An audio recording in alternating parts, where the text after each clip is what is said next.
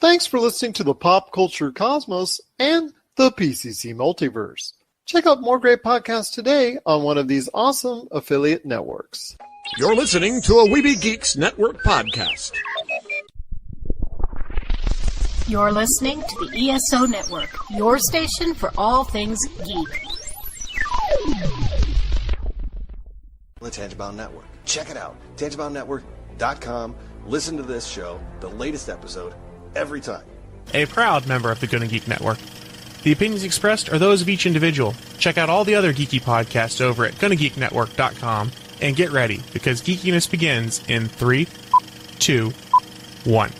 On this week's episode, are we being a Grinch when it comes to Christmas in November?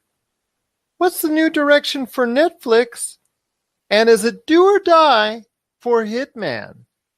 All this and more as we reach our next stop, the PCC Multiverse.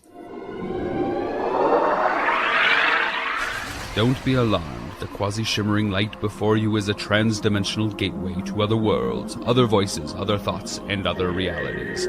Up feels like down, and down feels like the number 7 on a Wednesday morning.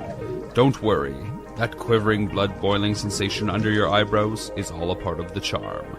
Welcome to the PCC Multiverse. And we're back with another episode of the PCC Multiverse. This is Gerald Glasser from Pop Culture Cosmos and Game Source. We truly appreciate everyone out there listening to all of our great programming. But it wouldn't be a PCC Multiverse without the man himself. It is the Martian leader of the Humanity Media. You gotta check out everything going on with Humanity Media today at humanitymedia.com, Humanity Media on Facebook, YouTube, Instagram, and so much more. It is my good friend. It is Josh Peterson. Beep, beep, beep, beep, beep, beep, beep, man. It is going to be another great weekend in pop culture. Wouldn't that be great, though, if we did? I mean, I don't know if it'd be great, but wouldn't it be cool if we did discover an alien life form out there? You know, I mean, I would hope it wouldn't be benevolent, but still, like, it would give us reason to look up to the stars again, you know? And that's not something we do much these days. This is true. I remember you talking about the time of First Man. You were talking about the hopes and dreams we have as youth and looking up into the stars and wondering more about it. And unfortunately, First Man didn't come off too well. Looks like it's just another bump in the road for some of the actors that were involved. But hey, it would be nice if we could go ahead into the stars and understand and learn more about it, because we're just pretty much what I think is a blip in the stratosphere as well. And wouldn't it be nice to know if there was someone out there that wanted to go ahead and make nice with us and maybe sit down and watch some great pop culture movies with us this holiday season. Amen. Well, it is going to be another great episode we've got for you today. We've got Tyler Baker from the Fantasy Football Paydirt podcast. He's going to be previewing some of the games in Week 10 in the NFL. Also, as well, we've got Ben Arnot from the Smoking Hot Confessions podcast and SmokingHotConfessions.com. He is also going to be stopping by talking a little bit about the wonders of pork and some ideas that you might want to take up if you are a pork lover or just someone who hasn't had pork in a while. Understand more about what you can do with pork on the grill. He's got some great ideas on that, and he's coming up with that later in the episode. We'll also talk, Josh and I, about what's going on with Netflix. They're making some changes, so I wanted to hear some quick thoughts from Josh on the new direction that they're going. And then last but not least, we also want to go and touch on, as Hitman 2 is releasing into the stores, is it now a do or die situation for Hitman?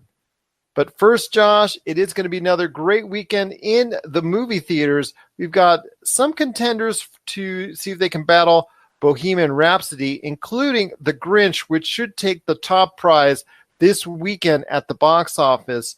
That's looking to do between about 50 to 60 million domestically here at the box office. Your thoughts on The Grinch? Is it something that you're interested in seeing? I know a lot of publicity has gone the way in this version of it because it is, again, an animated feature, and it's also starring a mega superstar that's hot right now, especially because of his Marvel duties in Benedict Cumberbatch. This is a weird one because I don't think that's going to do solid numbers right away. I feel like it's going to be kind of like Elf, how Elf wasn't like a hit when it first came out, but as like the holidays were strolling around, people going to see it on Thanksgiving and go to see it during Christmas break. I feel like that's where the Grinch is going to kind of shine a little bit, especially because you got Fantastic Beasts coming out. I don't know how well Robin Hood's going to do, and it also has not only does that have Benedict Cumberbatch working for it, but also has the fact that like Disney's got the Nutcracker coming out, but what I've read about the Nutcracker so far is that nobody really knows what it is, and it's not the Nutcracker that they grew up with. So it's kind of a weird like Wrinkle in Time type thing. Well, it is suffering at the box office currently. It is now it actually performed less than expectations, and this weekend is actually going to be doing much less than that. At around just under 10 million is projected to do. There's also other major movies coming out this weekend, including one that's overseen and produced by J.J. Abrams' company, Skydance, and that is Overlord, which deals with a World War II scenario where some Allied soldiers get mixed up with some experimental type deals at a Nazi facility, which it may include some zombie action there. It's sort of a different beat on the zombie genre, and a movie that you have been very critical of in the past, and that is The Girl in the Spider's Web. It's the, I guess, spiritual sequel to The Girl with the Dragon Tattoo. I want to hear your thoughts on both Overlord and The Girl in the Spider's Web. Do you think that either of those two are going to be able to stand out at the box office, or do you think both of them are just going to get sucked up and be forgotten about by the time the end of the year happens? I think that Overlord's going to get some people to go see. It's going to get the people who love the B-grade horror movies and also fans of J.J. Abrams. But I got to say, their marketing strategy with that trailer was probably one of the most clever things I've ever seen in my life, because you sit down and you're watching this like, oh, cool, it's going to be another World War II flick. And it takes a 180 turn about halfway through the trailer. And it's not something you're like, oh, this looks stupid. You're like, wow, this looks kind of cool. I kind of want to watch it. So if people are like me and they want to go see Overlord just because of what it is, then I think it's going to do okay. I don't think it's going to do gangbusters, but I think it'll do all right. As for Girl with the Dragon Tattoo, tell me if I'm wrong or if you disagree, but Sony has done an absolutely horrendous job of marketing that film. Like, a lot of people didn't even know that it was out. You see a few signs on like bus stops and stuff like that, but I haven't seen any trailers. I go around the internet, haven't seen anything popping up online for it at all. It's kind of like ghosted its way into theaters. I've only seen a couple commercials come out for it. Claire Foy takes the role as the lead in this particular flick. It is something that you have said that you've been very unhappy with because it deviates from the source material, and I think that's something that maybe some others are saying as well. But it is projected to not do very well this weekend at the box office, and that's kind of disappointing for anyone who is a big fan of A Girl with the Dragon Tattoo, because that did so well the first time around. This spiritual sequel does not look like it's going to have that same type of magic. Yeah, and that makes me sad too, because it's such a big book franchise, and they skipped so much, kind of like in the, if the last Da Vinci Code film would have been The Lost Symbol and not Inferno, it would have done so much better in the box office, because that is a truly great book and a truly demented antagonist. With this one, they skipped all of the stuff that develops Lisbeth Salander into, the character that she becomes in the book that this movie is based on. I feel like it's catering to this desire just to kind of, it's like people don't have the patience for character development anymore, and they're kind of catering to this desire for like the strong female characters. But she is a strong female character, and I think it would have given it that much more power if they had given her the due that she deserves through the other two books. It is something that looks like it's going to disappoint at the box office.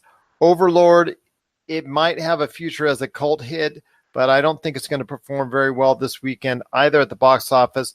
But what is expected to do well, like I said, about $50 to $60 million this weekend projected at the box office domestically, is The Grinch. And I'm telling you right now, a lot of people with that are trying to get back into the Christmas mode, with that movie, of course. Also, SiriusXM has already kickstarted 2 channels, not one, but 2 channels with holiday music already blasting 24/7. We've seen in department stores all across the United States since basically late September, Christmas stuff in the stores. We haven't even gotten to Thanksgiving, my friend, and we're just barely getting in right now, leaking ads for the Black Friday, which we'll be going more into detail here in the upcoming weeks, plus our site, popculturecosmos.com. So I want to ask you, my friend, I'm kind of apprehensive about all this Christmas stuff coming out so soon. Does that make me a Grinch as well, or are you concerned that Christmas seems to come a little bit too early, and by the time actually December 25 rolls around, people like you and I are going to be really burnt out? I don't think that will we be burnt out of Christmas stuff. I don't know, because honestly, like last year, there wasn't a lot of Christmas movies out. There hasn't been a long time. Netflix has given us enough to kind of hold us over for stuff like that, but like, I don't plan on going to see, the Nutcracker or the Grinch. So, personally, I won't be burnt out on it. But it's just nice this year that there are Christmas themed things for people to go see, because it seemed like for a long time the Christmas genre of film was dying, except for like the Hallmark stuff and the straight to DVD or Netflix stuff. Or unless it had to be like something crazy where they're going all out. Like what was the movie a couple years ago with Anthony Mackie and Seth Rogen? Oh, that also had Joseph Gordon-Levitt in it, right? Yes, that's correct. I can't remember what it's called, but yeah, no, I know which one you're talking about. And they were doing a lot of Christmas themed, like the Bad Santa sequel and some other stuff that they would do each and every year that was kind of like a ha-ha, funny type deal instead of a true Christmas story. But you maybe with the 25th anniversary of A Nightmare Before Christmas, maybe that will be the closest thing we're going to get. But true Christmas stories, I think that's something that may be lacking. I mean, the Polar Express now is still advertised and still utilized on retail products all over, that people are now beginning to see pop up all over the place. Even a movie like that, which actually didn't do huge box office, but did okay, is now garnered an extended life because of the fact that there may not be other things to supplant that as far as a Christmas staple each and every year going forward. That's why we're seeing a lot of the stuff that we see over and over again become these Christmas staples in our pop culture diet. And also, Love Actually, great movie. And last year they made a short film sequel to it, right? So, I mean, there are staples like Christmas movies that are staples of pop culture that we just, I think we've just, filmmakers or people in general, just kind of failed to recapture that magic over the years. What you could say, Scrooged, The Holiday, those movies always seem to pop up during the holidays. And obviously there's a few others that seem to pop up each and every year that are standby and traditional, but we don't really get that new overwhelming Christmas movie type deal. So maybe it's just me. I don't know. Maybe it's just me, but I think Christmas seems to come earlier each and every year. People are just trying to go ahead and get into the Christmas spirit a little bit sooner than I think they should, because it just seems like by the time 6-8 weeks rolls around and it finally is Christmas, people will be so burnt out on what they've already heard and seen and reacted to when it comes to the Christmas holiday season that they won't actually have enough energy for Christmas itself. Oh, I agree. But we'll see. Because honestly, like, maybe it's just because I'm getting older, but Christmas is just kind of, the novelty of Christmas has been fading for me for a long time now. So, maybe I need to get back into the spirit somehow to truly experience what it is, you're describing. And I feel it a little bit, but it's, I've just been so busy to kind of see anything Christmassy recently. You're a mean one, Mr. Grinch. I think both of us now are feeling a little bit like Grinches because of the fact that there's so much pushed upon us when it comes to Christmas way before the actual Christmas holiday season. What are your thoughts out there on the Christmas holiday season? Does it start too soon? Is it just right? Are you excited for the Christmas holiday season? Share us your thoughts on that. And also, are you going to check out The Grinch, Overlord, or A Girl in the Spider's Web? Share us your thoughts, popculturecosmos@yahoo.com. Also as well, Pop Culture Cosmos, Humanica Media, and Game Source on Facebook and Twitter as well. And before we head to the break, just want to make sure everybody knows, again, we will be going ahead and dissecting for Thanksgiving and Black Friday all the great deals that are out there, and we'll be providing a list of the top deals that you need to follow, especially if you're involved with a lot of stuff with pop culture, consumer electronics, etc., etc. We'll be sharing our thoughts on the best deals we think you got to go after this Black Friday season. That'll be coming up here soon on our home site, popculturecosmos.com, where you can also check out right now the top 200 video games of all time as voted upon by you, the followers and listeners and viewers out there. So we truly appreciate you checking that out. Also as well, on December 15th at our good friends at Retro City Games, there's going to be a major charity event that Pop Culture Cosmos, Retro City Games, Mario Party Wars, and Go Brothers Gaming are going to be all getting together and formulating as far as a great game night to benefit charities such as 3 Square, the UMC Children's Hospital, and also the Make-A-Wish Foundation. If you want to know more about it, we're going to be coming up with info on that starting next week, so check out that. But again, it's December 15th at Retro City Games. You got to go ahead and stop by and check it out on that date. Or if you cannot make that date, but you want to go ahead and donate a gift, whether it's a toy, whether it's canned food, or whether it's a monetary donation, just stop by our good friends at Retro City Games in Las Vegas. Coming up next, we've got Tyler Baker from the Fantasy Football Paydirt podcast. He's going to be previewing Week 10 in the NFL. And just before Ben Arnot from the Smoking Hot Confessions podcast stops by on our show, Josh and I will be back to talk a little bit about Netflix and their plans. And then on the back end, we're going to be talking about the future of Hitman. This is the PCC Multiverse. Looking for an edge the next time you take on your favorite video game? Then check out Vitabrace High Performance Gamer Wristbands. Packed with the power of fruit seed oil, Vitabrace is clinically proven to help improve performance, giving you a better gaming experience. Head to miraclefruitoil.com and use the promo code MEDIA10 to get $10 off your Vitabrace purchase. Whether you're looking to beat the time on your latest speedrun or are fighting your way to the top on your favorite multiplayer or battle royale, Vitabrace can help you reach your gaming goals. Buy Vitabrace today at miraclefruitoil.com. That's miraclefruitoil.com. Vitabrace. Win with it.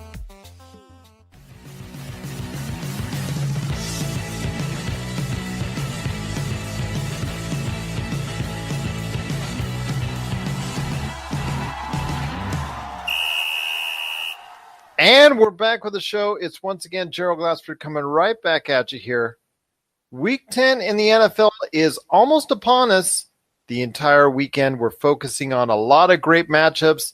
It looks like it's going to be another interesting weekend in the NFL. And we got to break it down for everyone out there that has a fantasy football team that needs to know what direction to go and wants the latest news. But we wouldn't be able to do that without the fantasy football guru.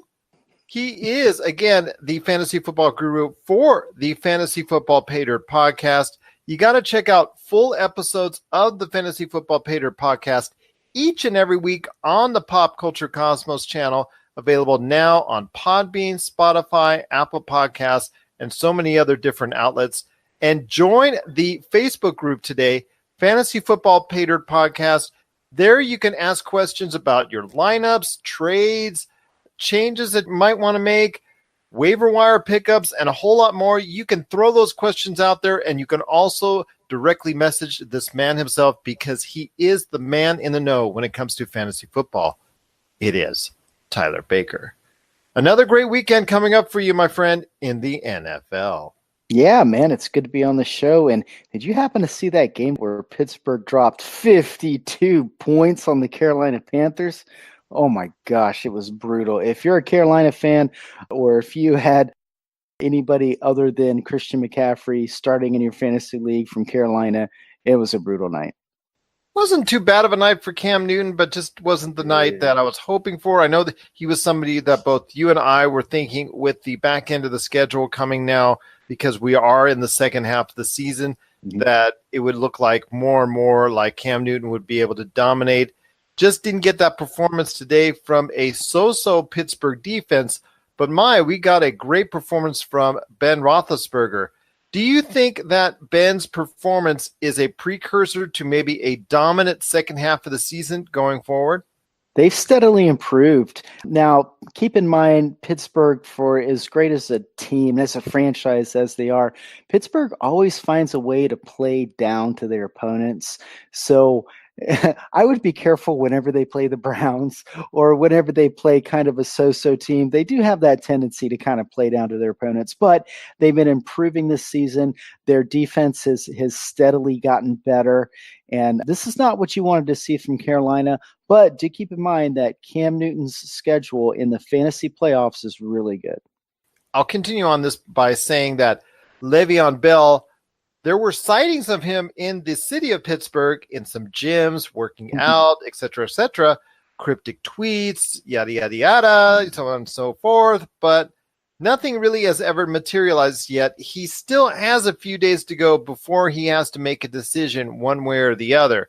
So at this point in time, it looks like more and more that he is getting less and less when it comes to leverage, when it comes to his contract dispute and his holdout with the Pittsburgh Steelers. Yeah, well, watching the game commentated by Troy Aikman and what's his name? Joe Buck? Yeah, Joe Buck. Man, those guys are awful. I mean, in the same sentence, Troy Aikman says, Todd Haley, he just got fired with the Browns, but everywhere he goes, he just does a really, really good job. Just stop. Like, Troy Aikman, do you even hear yourself? But even the commentators tonight were saying that the ownership of the Steelers expects Le'Veon Bell to show up. He has until Tuesday to show up. I mean, it's now or never. And, your guess is as good as mine. I don't think anybody's going to know until Tuesday. But the ownership is expecting him back. I think it would be just a mistake on top of a mistake to punt the year and just not play in 2018. So, hey, hopefully we'll get Le'Veon Bell back on the football field. We'll know one way or the other by next week, that's for sure. But there are more great games coming up this weekend in the NFL. One that I want to go ahead and focus on is Cincinnati, which is getting a really, really good team in New Orleans, coming off a nice win against the Rams. They're marching into Cincinnati to face off against the Bengals. Your thoughts on that matchup, and especially now that A.J. Green is out. So if you have him on your fantasy roster, unfortunately, you're going to have to sit him out because he's got a toe injury that's just not helping him out at all. Yeah, for Cincinnati, A.J. Green is out, and for New Orleans, Des Bryant is in. So looking at Cincinnati, look, the natural progression, I guess, would be Tyler Boyd. And Tyler Boyd is going to get a lot of targets. I expect him to get a lot of targets, a lot of work. But Tyler Boyd is a good complementary piece. Tyler Boyd is not super fast. He's not super athletic. I've heard it described as he has a good old man game. He just does a lot of things really well, but he's not a standout.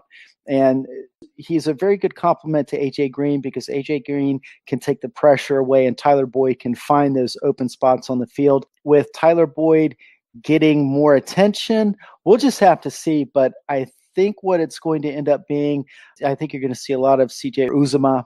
I would expect Giovanni Bernard and Joe Mixon to be catching passes out of the backfield. And then John Ross, it would be nice if he could put it together, but other than having absolute blazing speed, the guy is just a mistake waiting to happen. So maybe even Alex Erickson, a guy that they have on special teams and a guy that I've actually seen them in 2-minute drills go to when the game is on the line. That happened last year. And then so they have packages for Alex Erickson, really fast guy, athletic, quick, but they're going to have to just patch it together because that Cincinnati team is going to have to score points to keep up, or at least try to keep up with New Orleans. I don't think they will. Then on New Orleans side of the ball, they signed Des Bryant this week. Cameron Meredith is done for the year with injury, and they wanted to bring someone in. I'm not expecting too much out of Des Bryant. I think he's, at least for fantasy, I think he's going to be touchdown dependent. Des Bryant was never a speedster. He was never a guy that was going to burn downfield. Des Bryant is a contested catch, physical, my ball mentality type of receiver. So I would expect his production to be red zone targets and, throw a fade to him in the end zone when they get down into the red zone. I would expect him to see some high value targets, but I don't expect a lot of volume. They've already got Traquan Smith there who can stretch the field. And then Michael Thomas does all those great things as a receiver. And he has the complete trust of Drew Brees. And they got a couple weapons out of the backfield that they can throw the ball to. So I'm not expecting a lot of volume from Dez Bryant. I would expect about what you saw from Cam Meredith, which was not a lot, but maybe a little bit heavier on the high-valued end zone targets for Dez Bryant. One last game I want to focus on for this weekend in the NFL before we touch on your thoughts as in a whole, especially the fact that there's a lot of teams out on bye this week. That game I want to touch on is Washington at Tampa Bay. Tampa Bay, we've talked about the Fitzmagic coming back. Looked okay, looked pretty good. 4 touchdowns, 2 interceptions. That's not bad. You'll take it as far as fantasy production is concerned. But on the other side of the ball, you have Washington, which has a lot of issues, in my opinion, as far as some unfulfilled promise. Alex Smith, Adrian Peterson have looked good at times, have looked okay at times, but neither to the point either of them is really standing out at this point in time. And unfortunately, with the push that's needed in the second half of the season, they just may not be getting it if Alex Smith and Adrian Peterson are just not reaching that level that they once had. Yeah, I didn't think Washington was a 5-2 team last week, and then they got beat pretty bad. And not only did they get beat bad last week, but the injuries are just starting to pile up. Now, for the better part of the season, they haven't had Jamison Crowder, who I think is probably their best receiver. They haven't had Chris Thompson, which brings a completely different dynamic to the game. And then last week, they lost. In the game, they lost 3 offensive linemen. Trent Williams, their all-pro, or at least Pro Bowl left tackle, he had to have thumb surgery. He's out a month. And then they lose 3 more starters on the offensive line. It was getting so bad on the offensive line that they almost had to bring a defensive lineman play guard. And add on top of that, Paul Richardson, their free agent acquisition receiver, he's out for the year. This team is an absolute mess. And even before all of those injuries, Alex Smith just wasn't getting it done in the passing game. The one bright spot was Adrian Peterson, but you take an offensive line that's completely crushed. I mean, they're signing guys off the street to start this weekend. So the value that Adrian Peterson had, I would really question that. I don't think that there's any value at all on this Washington offense until maybe Chris Thompson comes back, because Chris Thompson can do some things on the field that Adrian Peterson definitely can't. So as far as Washington's offense, there's nobody you can start. Maybe in a pinch, Jordan Reed or Vernon Davis. But then who's going to get the ball? Jordan Reed, Vernon Davis. Who knows? It's just too much of a headache. Stay away. If you have been relying on Adrian Peterson's pretty steady numbers, you're very nervous right now. I don't think he's startable at all. Now, looking at Tampa Bay, Washington's defense is pretty good. They didn't show it last week, but they are pretty good. And this is another week for Clinton Dix to get assimilated into that defense. So this is going to be a challenge for Tampa Bay, but there's no way that Washington's offense can keep up. Especially when Jay Gruden, for the entire time I've watched him coach, if it's long to go, it's a 2-yard pass every single time. And then this was with Kirk Cousins, and now they bring Alex Smith in, and anytime it's 3rd and long or 2nd and long or whatever, you can expect a 2-yard pass. Once again, it is Tyler Baker from the Fantasy Football Paydirt podcast. Catch our full episodes each and every week. In fact, we just put one up the other day. That's available now on the Pop Culture Cosmos channel on Podbean, Spotify, Apple Podcasts, and over 30 different podcast outlets. Plus, also catch Tyler each and every week, 2 times a week on our Pop Culture Cosmos and PCC Multiverse. And don't forget to sign up today at the Fantasy Football Paydirt Podcast Facebook group. If you want to ask questions, there's over 200 fantasy football fans just like you ready to answer your questions on waiver wire pickups, trades, lineup changes, and so much more. It is the Fantasy Football Paydirt Podcast group on Facebook. My friend, it's going to be another great weekend in the NFL. Any last thoughts on the way out? If you're in a pretty good position and you have the depth, go and try to get AJ Green. Why you can still make a trade. Is Le'Veon Bell going to come back? Is he not? I don't know. Maybe if Le'Veon comes back, maybe you can get James Conner for, some good value. Try to work it while you can. But if you're at the bottom end of the standings and you have to win pretty much all of your games, it's time to get aggressive. And if you're sitting on Antonio Brown, you probably need to trade him and try to pick up a couple pieces. You're going to have to do something at this point. And that's when the Fantasy Football Paydirt podcast Facebook group is a good way to get a hold of me. And there's a lot of really good fantasy players in that Facebook group. So, if you've got a dilemma, hey, I definitely need to win some games. Here's my roster. You might be able to get some good advice. Like I said, it's going to be a great weekend in the NFL. Looking forward to catching all the games and hearing from you on our Monday show when it comes to the Pop Culture Cosmos. Always great to have you on the team. Just great to have you a part of the Pop Culture Cosmos. Rob McCallum Films is back with a vengeance. Power of Grayskull, the definitive history of He-Man and the Masters of the Universe, which chronicles the ultimate 80s billion-dollar franchise, Masters of the Universe. See exclusive interviews and hear untold stories from the people responsible for creating the world of Eternia, a place full of magic and science, and learn about the craft of creating action figures and animation. Power of Grayskull is just one of our many projects at Rob McCallum Films. And we're back with the show. Once again, it's Gerald coming right back at you here.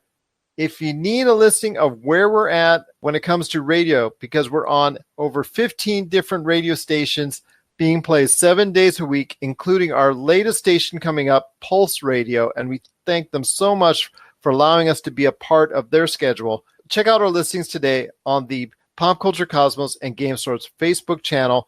Right there, it's pinned up there, plus also it's displayed right there for you, the schedule of where we're at and when we're being played.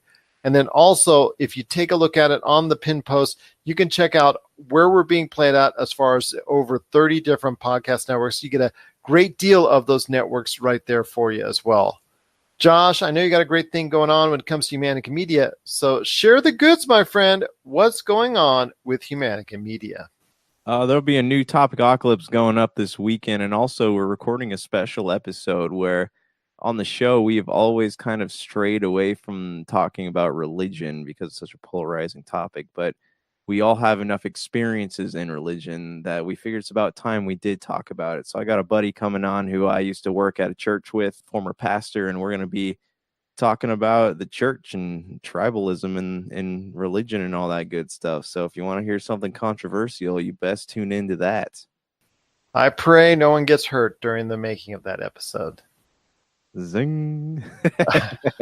That is going to be on the Humanica Media channels and also as well the Humanica Media Network, available on Podbean, YouTube, and Apple Podcasts. My friend, also as well, I wanted to mention for December 15th and our charity event in cooperation with Retro City Games, Mario Party Wars, and Go Brothers Gaming. We have some special guests that are also going to be there, and not just a whole bunch of great things going on because it's game night. We have a major tournament coming up involving Fortnite, also the latest Super Smash Bros. Ultimate, and Call of Duty Black Ops 4, but there'll be some great music as well. Yeah, that's right. We'll be joined by Hyperschmidt and Trudie. They're going to be playing together. So if you're out in the Vegas area and you're a fan, you should definitely come by and check that out. They'll be, I don't know what time they're going on yet, but we'll have more information on that soon. And I don't know who else is playing, Gerald. Scheduled to appear will be Chris Valenta, who does a great job with some heavy metal video game themes with his own version of it. He just plays a mean load of guitar on it, and you'll be able to check out his thoughts, his music there. He's going to be doing some sets while he's there, doing some great video game covers. And we're hoping to get our good friend Plasma Z. He's hoping he's going to make it. We'll see if that's the case. But right now he is scheduled to be there as well, playing his awesome set, including some of the great songs that you often have heard on our Pop Culture Cosmos and PCC Multiverse shows. My friend, Netflix is making some changes. I wanted to hear your thoughts real quickly on it. Not only are they adding more anime and also animated programs, but they seem to be getting rid of a lot of shows or a lot of programs that are not fully produced and paid for by them. including, as you know, some of the Marvel stuff that they've actually let go recently, but a lot of other shows as well. Your thoughts on the changes to the Netflix medium? Is it something you're happy with? Is it something you're concerned about as a Netflix viewer? Or do you think it's going to lead to a lot of better programming and a lot of better choices for you down the road? I'm not happy about them cutting loose some of the Marvel properties, and I'm looking at it right now, and I don't think we're gonna get another season of Daredevil as much as I like that show.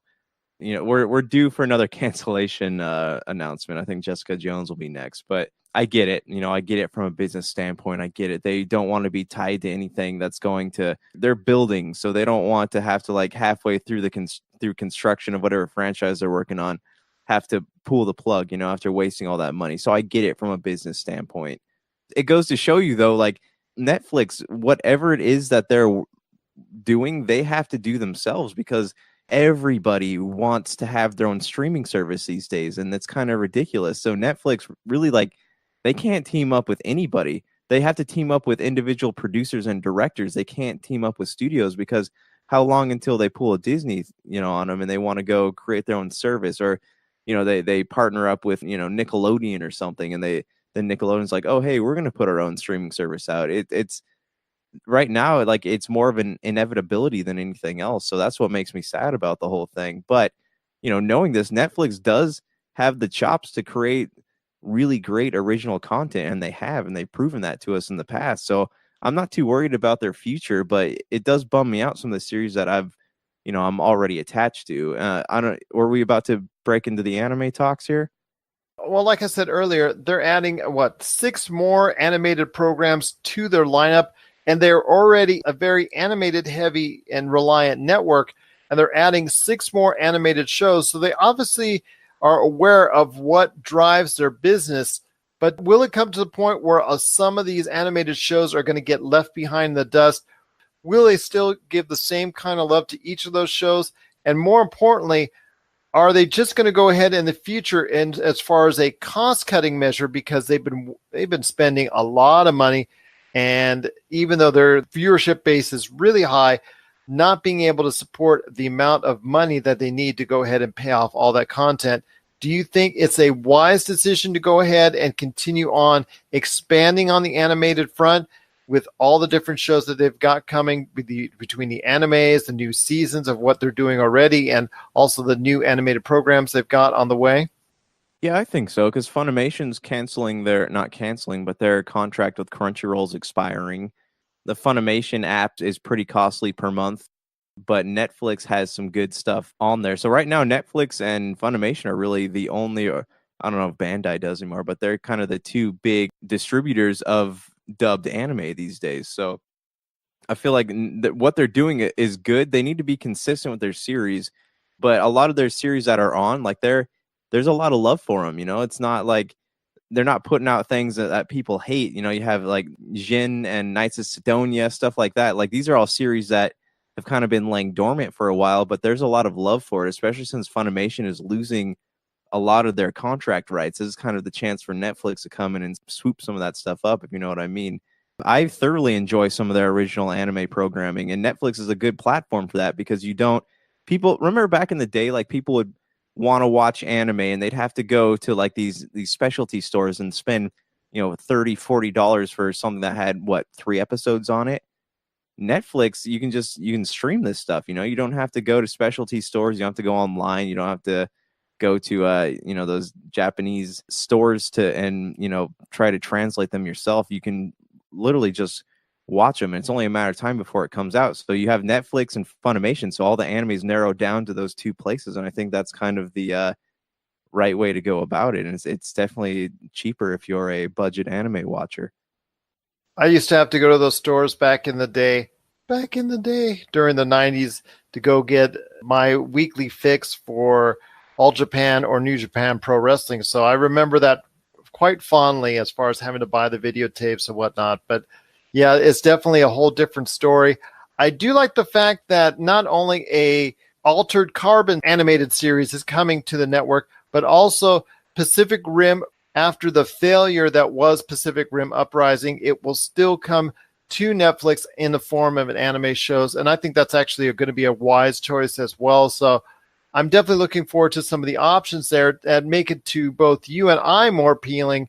And for them, because they're going to be the majority of it, or if not all of it, owned and operated and paid for by Netflix, that seems to be something that they're targeting, because I guess in the long run, it pays out more to them when people watch it and whatnot, as opposed to the stuff that they share. So you're going to be seeing more and more of a transition to in-house projects that are done solely by Netflix, and less of the shared type of opportunities that they've been doing so far that have helped them get to where they're at, but also have helped get that large amount of debt that they have and that they need to get rid of. And one of the ways that they're going to go ahead and do that, while still trying to maintain a large variety of shows coming into the network and being available for the consumers as well. What are your thoughts out there on Netflix's changes, not only with the animated features, but their original features and original series as well? Are you happy with the direction that they're going in, or are you concerned because a lot of favorite projects have been cut by Netflix in favor of this new direction for the network? Share us your thoughts, popculturecosmos@yahoo.com. Also as well, Pop Culture Cosmos, Humanity Media, Game Source on Facebook, Twitter, and Instagram as well. Well, coming up next, Ben Arnot is stopping by from the Smoking Hot Confessions podcast and SmokingHotConfessions.com. He's going to tell us about the wonders of grilling pork and why you may be missing out on some great pork action. And after that, we're going to be talking about the future of Hitman. With Hitman 2 being out in stores right now, is it do or die for Hitman? We'll let you know our thoughts coming up at the back end of the show. This is the PCC Multiverse. Nothing's better when grilling your favorite meal than adding some delicious Wheelie Q rubs, seasonings, and gluten-free barbecue sauce. Made with the finest ingredients, Wheelie Q products pack a ton of flavor to your meals, whether it's ribs, chicken, steak, hamburgers, fries, or vegetables. To get your hands on some of these tasty Wheelie Q items, head on over to www.wheelieq.com, and a portion of all profits made will go into finding a cure for spinal muscular atrophy. PCC Multiverse listeners, act now and get 15% off your order today just by entering the promo code POD2. That's POD and the number 2 at checkout. For the tastiest food on the grill, nothing's better than Wheelie Q items today at wheelieq.com. And we're back with the program. This is Gerald Glassford from Pop Culture Cosmos and Game Source. Truly thank you for listening to our show. And all I say is, I hope you have eaten before this next segment, because I just want to warn you, because there's going to be a lot of great food talk coming up, because he is back again. Just so grateful to have him on each and every time. He is the master of the barbecue, coming from all the way down in that beautiful country known as Australia. It is the host of the Smoking Hot Confessions podcast. You got to check it out today, either on SmokingHotConfessions.com or on his show itself. Many great episodes, already a couple great seasons in the book. Got to check it out today on Libsyn, Apple Podcasts, Spotify, and so many other different podcast outlets. It is my good friend, and I did eat before this podcast. It is Ben Arnot. What's going on, man? Oh, mate, bit of this, bit of that. And I'm going to put myself through further punishment by asking you something about almost like a neglected meat when it comes to beef, chicken, what have you, is pork. And I'm not talking about bacon, because obviously people love bacon. We throw bacon on anything. It would just go good with anything out there. But it definitely does. It definitely does, yes. I wholeheartedly agree, and so does my heart. Anyway, or my clogged arteries. But anyways, pork is something that is not always thought of directly, but whenever you go to the store, it's one of the leaner meats, and also one of the meats that's actually a little bit more thrifty to buy, a little bit more cost effective, but somehow gets neglected when you consider grilling it, as opposed to maybe the beef, the steak, the chicken, what have you, when you go ahead the next time you want to go ahead and put something on the grill. Yeah, definitely. So if we're talking about grilling, the first place to stop is a pork chop. And there's some different cuts of pork chop. There's loin chop, there's 4/4 chop. And similar to, say, lamb, your 4/4 chop is going to be a lot cheaper than your loin chop. But flavor-wise, they kind of taste pretty similar. If you like your meat a little bit fattier, then go for the 4/4 chop. There's going to be a bit more fat in that. If you prefer it leaner, then go for the loin. But you will pay a little bit more for the loin. At least here in Australia, you do anyway. And so, yeah, I mean, because Australia is so heavily tied back to the British, one of the things we love back here is a roast pork with a nice bit of applesauce on the side. And what a lot of people don't sort of realize is that you can do much the same thing just with a simple pork chop. So you can start off with a beautiful little loin chop. You got the little circular part in the middle. You got that delicious strip of fat around the outside. Just salt and pepper that, and then cook it directly over the heat on the grill. I think it's like 2 minutes either side will probably do it, depending on the thickness of your chop. Start off with it that way, and you can actually buy little bottles of applesauce. And so the most simple, easy way to do delicious pork is to simply do that, season it with salt and pepper, grill it, get some nice grill lines charred in there as if you're doing a steak, and then just serve it with a little scoop of applesauce on the side. And it almost tastes like mum's home-done pork roast without having to do the whole big chunk and wait 4 hours while it roasts and all that sort of stuff. So you can treat yourself to a nice little traditional tasting meal, and it's going to be on the healthier side of barbecue, and it's going to be friendlier on the hip pocket.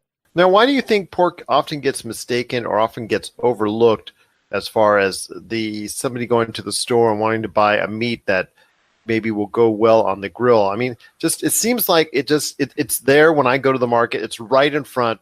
I know the markets try to go ahead and push it quite heavily, sometimes beyond what chicken and beef are pushed on at the local marketplace where I'm at here in Vegas. And I know at some stores as well around the country that pork is just something that's there, it's prominent, but somehow gets ignored by a lot of consumers. And why do you think that is?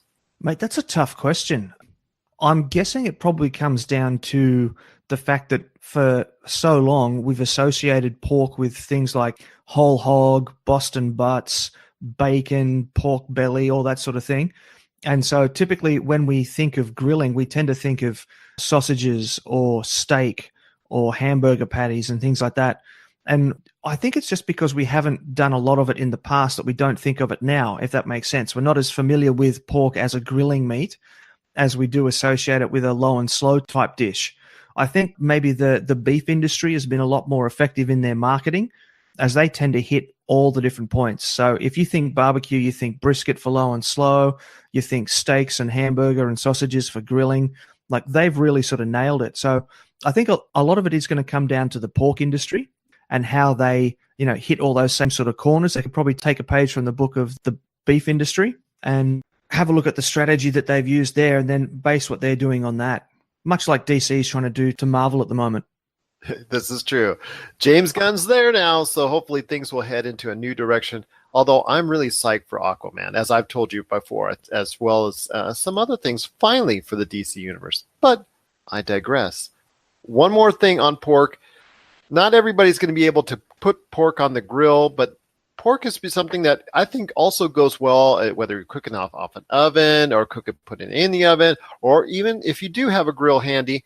What are some of the things that you can do for pork, maybe to spice up the taste or flavors, rubs, some things that yet you think that people have around the house or can get real easily that might spice up that pork so they can get them maybe a better idea of what pork can really do for flavor and for a great dinner plan?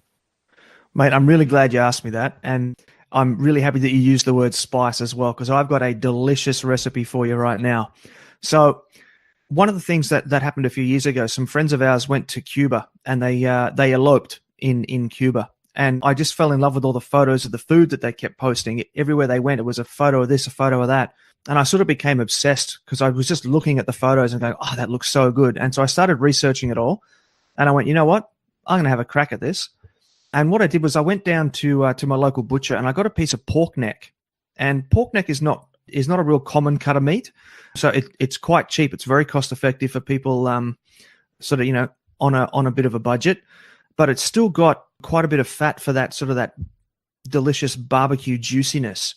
And so I came up with this recipe it's a hybrid of grilling and smoking. So we're doing what I call a hot smoke. So instead of smoking at 225, we're going to be smoking at about 300. So we're not going to be spending all day cooking it, but we're still going to get some of that delicious charcoal smokiness on it.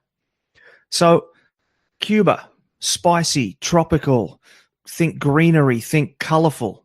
And so for this recipe, I came up with a marinade it's got orange juice, grapefruit juice, it's got lemon juice in it, it's got coriander, minced garlic, cumin, oregano, red pepper flakes, some of my own special smoked powdered chili, and some salt and pepper. Put that in a marinade, throw your chunk of pork neck in that in a big zippy bag, let it sit for at least 2 hours to overnight, just to marinate, like let all that fruity spiciness just soak into the meat. That's going to be fantastic. Then for the side dishes, I was like, okay, colorful. How can I get some like green and red in there as well? So I developed this little recipe for a side dish of Cuban beans. So I got some green beans and some smoked ham that I had left over from Christmas. And I boiled up the beans, and then in a fry pan, I put in some onions, some garlic, and some of this diced smoked ham. Cooked all that up together, and then added the beans to it, stirred that in, squeezed some lime juice over the top and some salt and pepper. And I mean, that's a delicious meal just in itself, but that's just the side dish. And then the last thing I did was I was thinking, okay, tropical fruit. I wanted to get some more tropical fruit in there. And so I came up with a mango salsa. And it was combining a mango, some bananas, some pineapple, some more of that orange juice. The lime juice came back again. And, of course, a little bit of chili for just that little hint of red flakes through it. And then just gently toss that to combine. And I've put that in my little basic Weber grill, heat on one side, meat on the other, cooking at about 300 Fahrenheit until the internal temperature of the meat was 150 Fahrenheit, and then wrap it in foil and let it rest. And, mate, it had a bit of that bark on the outside that we love from traditional barbecue, but inside it was still that sort of semi-firm pink sort of roast pork texture, and it was amazing. And then coupled that with the smoked ham beans and the mango salsa, mate, that was a good day. That was a very good day. You're just so terrible to me, I'm telling you. So often you, these great ideas gets me so hungry. Almost every time I've actually ever spoken to you, I just have this sudden urge to go and hit the supermarket right after I talk to you. I'm telling you.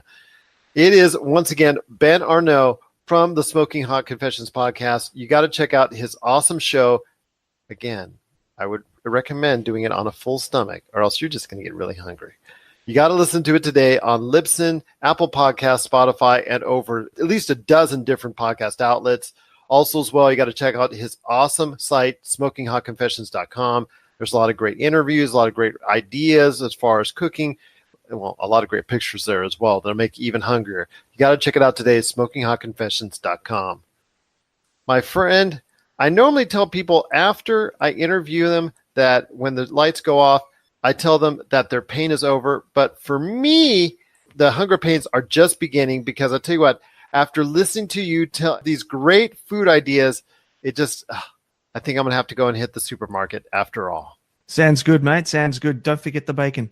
Oh, my gosh. You know it. That's the first thing I'm shooting for. That's the first thing I'm shooting for. My friend, it's always great to have you on the show.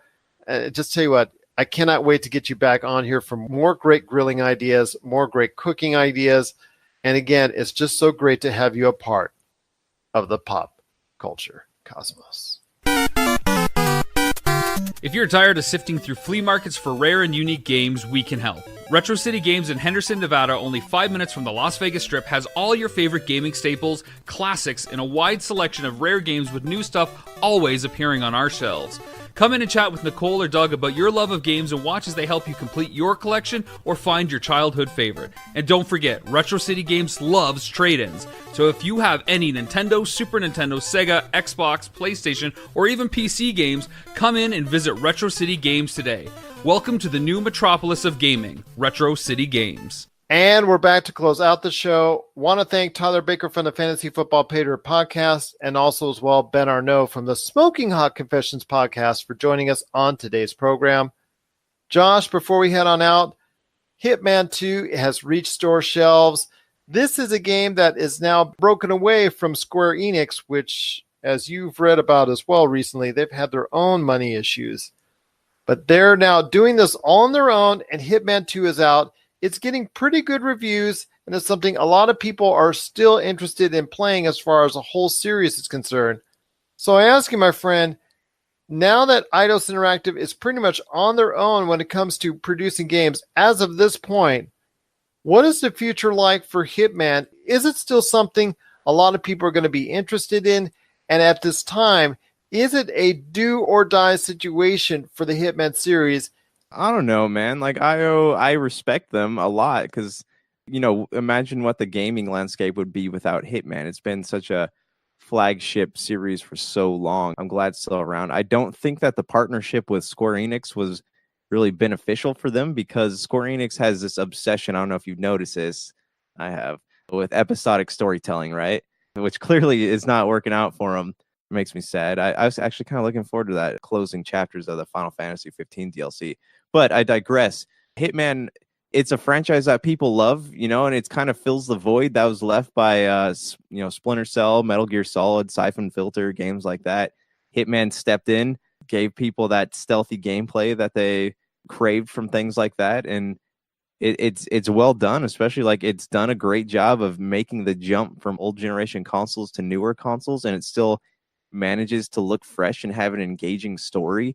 And I like that they're always casting celebrities in vocal roles and stuff. We got Sean Bean in this new one. Hopefully he doesn't, or he will die. We all know this already, but they do a good job. And just out at the floor on E3 this past year, there's a lot of love. Like there's a lot of fans who wear Hitman stuff. And there's still, this franchise has a lot of goodwill, especially after being, split from Square Enix. Because I know a lot of people were worried that Square Enix was going to keep the Hitman IP, but luckily they didn't. So there's a lot of love out there for this, and there's a lot of life left in it. And I think as long as this game sells well, if it sells well and they give, and the fans are not chewing it up and spitting it out, I think that there's still a very healthy and lucrative future for the Hitman franchise. But what are your thoughts on it? Well, IO Interactive, which is the maker of the Hitman series, I think a lot is riding on it because they're now, like I said before, broken away from the Square Enix shadow. And you're right, Square Enix has made a lot of bad maneuvers lately, and unfortunately the DLC for Final Fantasy 15 is one of them. IO Interactive has left that nest of Square Enix. They're now working in partnership with publisher Warner Brothers Interactive.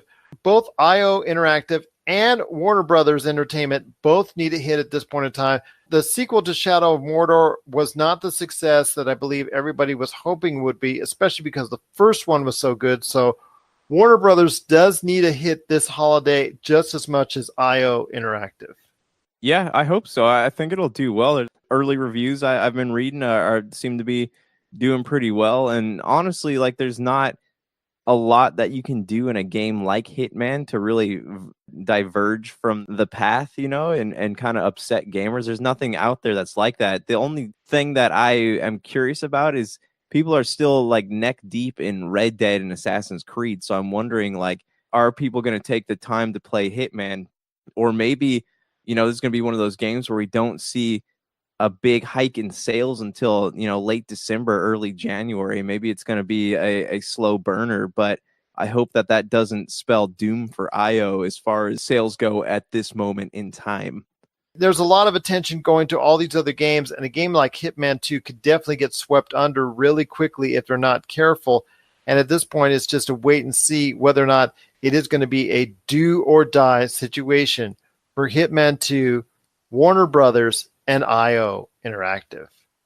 What are your thoughts out there on the latest Hitman? Are you getting ready to go ahead and become the latest assassin?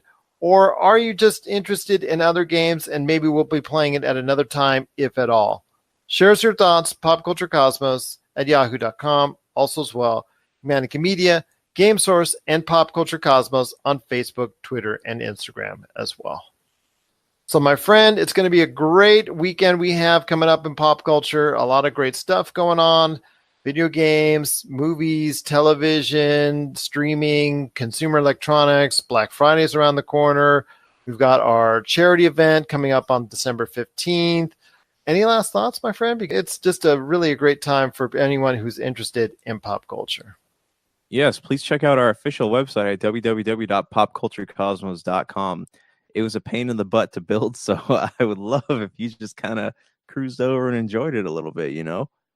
It was a lot of hard work that was done. My compliments again to Josh for being able to go ahead and execute that as best as he could. There's a lot of stuff that we still have to do and we have to work on it, but there's a lot of great material, great content that's there. And so hopefully you get a chance to check it out today.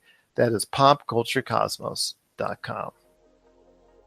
So for Josh Peterson, this is Gerald Glassford. It's another beautiful day in paradise right here in the PCC Multiverse. We thank you for listening.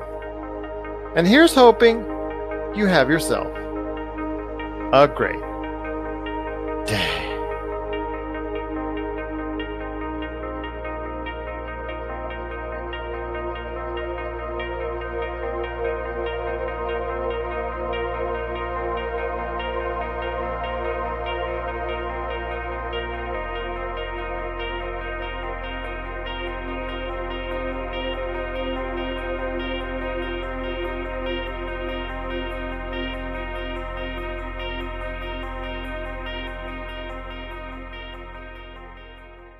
Well, hello everybody, and welcome to a very special commercial for We Podcast and We Know Things. Wow, a commercial? Yes, Sam, a commercial. You do this to me every time. Anyway, we are We Podcast and We Know Things, the source for all of your nerdy news in gaming, TV, film, music, and all things pop culture. Heck, even wrestling. We're basically spreading the good word of nerd one episode at a time. Check us out here on the ESO Podcast Network and wherever fine podcasts are, including the iOS Podcast app, CastBox, Spotify, iHeartRadio, and TuneIn. And be sure to follow us on Twitter and Instagram to keep up with all the goings-on in the nerdy world. Now back to your ESO Network podcast. Who's better than us? You're listening to a Weeby Geeks Network podcast. This has been a broadcast of the ESO Network. Be part of the crew and help support our shows by donating to our ESO Patreon or by shopping through Amazon.com or the TeePublic store, which can all be found at www.esonetwork.com. The ESO Network, your station for all things geek. Tangent Bound Network. Let your voice be heard. TangentBoundNetwork.com. Thanks so much for downloading the Pop Culture Cosmos, and stay tuned as more great podcasts are on the way. Thanks again for listening to us here at the Pop Culture Cosmos.